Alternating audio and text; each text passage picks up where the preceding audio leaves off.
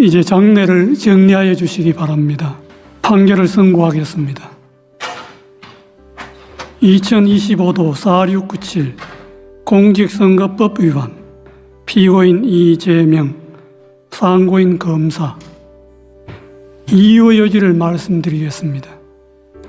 이 사건은 제20대 대통령 선거 더불어민주당 소속 후보자로 출마하였던 피고인에 대한 허위사실 공표에 의한 공직선거법 위반 사건입니다. 피고인이 김문기 등과 함께 해외 출장을 가서 사진도 찍고 해외 출장 중에 김문기와 함께 골프를 쳤다는 취지의 의혹이 제기되었습니다.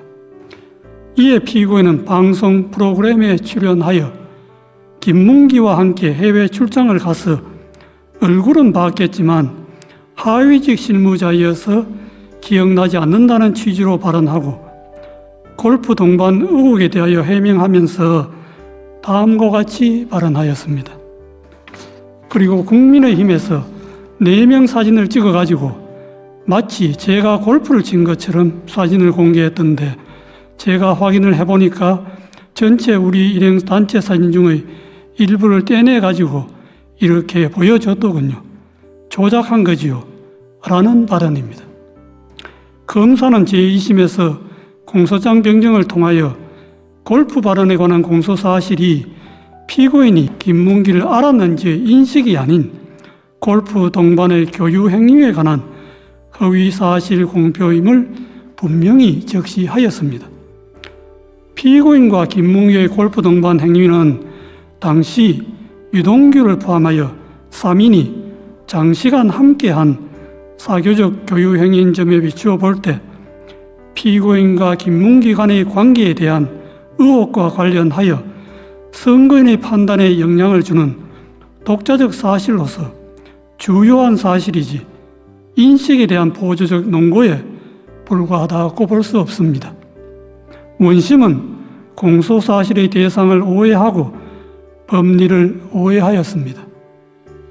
그리고 골프 발언은 문장의 내용과 구조, 사용된 어휘, 전체 취지 등에 비추어 마치 피고인이 골프를 친 것처럼 단체 사진 중의 일부인 사명 부분만을 떼어내어 보여준 것이다.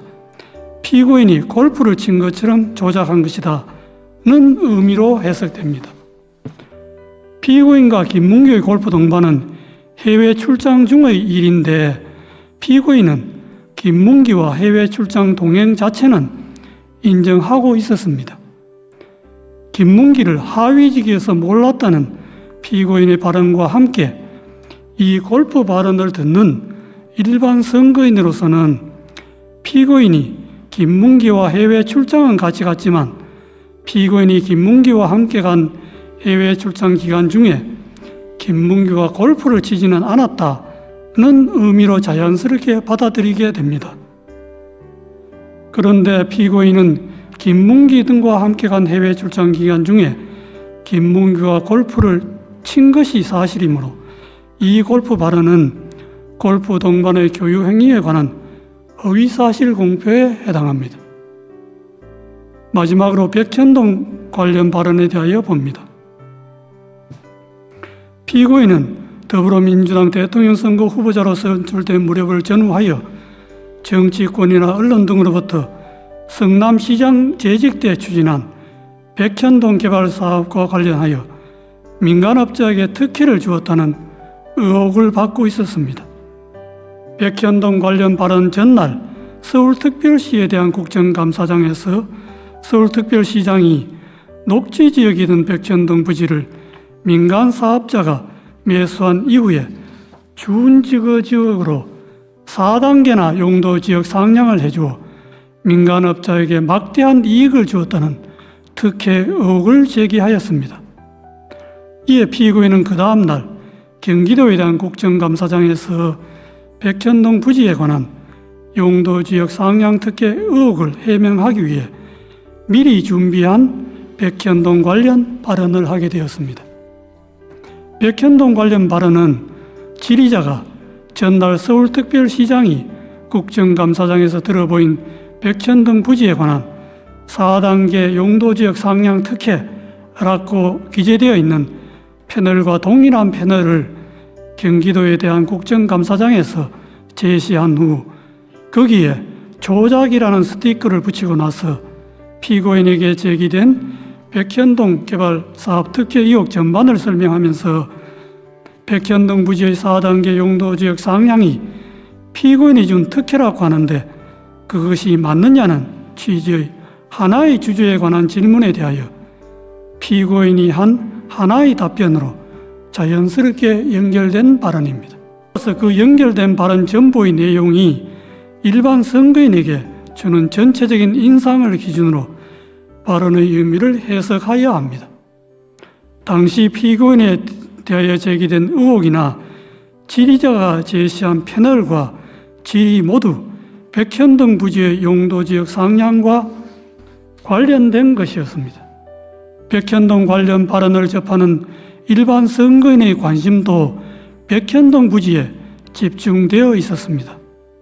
그러므로 피고인의 답변도 백현동 부지의 용도지역 상향과 관련된 발언으로 판단됩니다.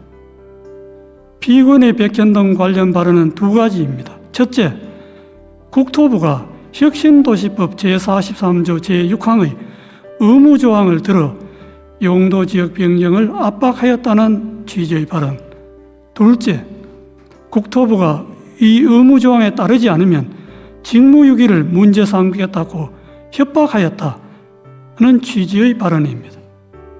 이 발언의 내용을 보면 그냥 단순히 국토부의 압박과 협박을 받았다는 막연하고 추상적인 표현이 아니라 국토부가 혁신도시법 제3조 제6항 의무조항을 들어서 했다는 내용을 구체적으로 적시하면서 이 조항이 적힌 패널을 제시까지 하고 한 구체적 사실을 포함하는 진술로서 사실의 공표이지 단순히 과장된 표현이거나 의견 표명에 그치는 것이 아닙니다. 의무조항을 들어 압박하였다는 취지의 발언에 관하여 보면 용도지역 상향은 성남시가 자체적 판단에 따라 추진한 것이었고 용도지역 상향 단계에서 국토부가 성남시에 의무조항을 들어 압박한 일은 전혀 없었습니다.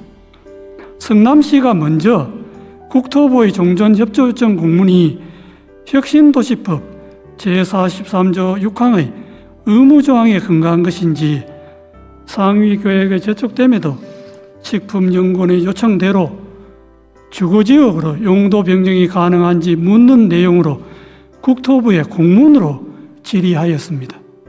이에 대하여 국토부는 종전협조 공문은 혁신도시법 제43조 제6항의 의무조항과 무관하고 용도지역 변경은 성남시가 적이 판단하여야 할 사항이라고 성남시의 공문으로 분명하게 회신하였고 그 후에도 국토부의 입장에는 아무런 변화가 없었습니다.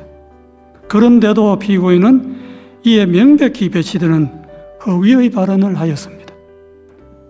직무유기를 문제 삼겠다고 협박하였다는 취지의 발언에 관하여 보면 용도지역 상향과 관련하여 국토부가 성남시에 직무유기를 문제 삼겠다고 협박한 사실이 전혀 없는데도 피고인은 이와 같은 허위의 발언을 하였습니다. 피고인의 백현동 관련 발언은 선거인들에게 국토부가 피고인이 시장으로 했던 성남시에 혁신도시법 제43조 제6항의 의무조항을 들어 압박을 가해도 되지 않자 직무유기를 문제 삼겠다고 협박까지 해서 피고인이 어쩔 수 없이 부득이 용도지역을 상향하게 되었구나 하는 잘못된 인상을 주기에 충분하고 이와 같은 피고인의 의무조항 압박 발언과 직무유기 협박 발언은 독자적으로 선거인의 판단에 영향을 줄 만한 구체적이고 핵심적인 내용에 해당합니다. 민주주의의 요체는 공적 관심사에 대한 자유로운 의사의 표현과 활발한 토론에 있으므로 민주주의 실현 과정인 선거 절차에서도 선거의 공정성을 해하지 않는 범위 내에서 정치적 표현의 자유가 충실하게 보장되어야 합니다. 다만 정치적 표현의 자유가 보호되는 정도는 그 표현의 주체와 대상 등에 따라 달라질 수 있습니다. 공직을 맡으려는 후보자가 자신에 관한 사항에 대하여 국민에게 허위 사실을 공표하는 국면에서는 일반 국민이 공인이나 공적 관심사에 대한 의견과 사상을 표명하는 경우와 같은 의미와 정도의 표현의 자유가 허용될 수는 없습니다. 공직선거법 제250조 제1항에서 허위사실 공표죄를 처벌하는 것도 이러한 배경에서 이해되어야 합니다. 공직선거법 제250조 제1항의 허위사실 공표죄는 후보자의 정치적 표현을 구제하는 측면 외에도 주권자인 국민이 올바른 정보의 토대 위에서 정치적 의사를 형성하고 선거를 통해 흠없이 주권자로서의 의사를 표현할 수 있도록 보장하는 측면을 아울러 가집니다. 후보자의 어떤 표현이 허위사실 공표에 해당한지를 판단할 때에는 후보자의 정치적 표현, 특히 의견과 사상의 영역에 속하는 정치적 표현이 과도하게 제한되지 않도록 유의하면서도 공정한 선거를 통하여 보호하고자 하는 선거인의 알 권리와 그의 바탕을 둔 선거권 등 선거인이 국민으로서 가지는 헌법상의 기본권을 충실한 보장 요청을 고려해야 합니다. 표현의 의미는 후보자 개인이나 법원이 아닌 선거인의 관점에서 해석해야 하고 어느 정도의 허위사실이 후보자의 표현의 자유란 이런 말에 용인될 수 있는지는 그 허위사실이 선거인의 공정한 판단에 영향을 미치는 정도에 따라 판단하는 것도 이러한 고려의 결과입니다. 이 사건에서 피의원의 김문기 관련 발언 중 골프 발언 부분과 백현동 관련 발언은 피의원의 공직 적격성에 관한 선거인의 정확한 판단을 거르칠 정도로 중요한 사항에 관한 허위사실의 발언이라고 판단되므로 후보자의 표현의 자유라는 이런 말에 허용될 수가 없습니다. 이것으로 이유요지의 설명을 마치고 이제 주문을 낭독하겠습니다. 다수 의견에 따라 다음과 같이 판결합니다. 원심 판결을 파기하고 사건을 서울고등법원에 환송한다. 이상으로 오늘 판결 선고를 모두 마치겠습니다.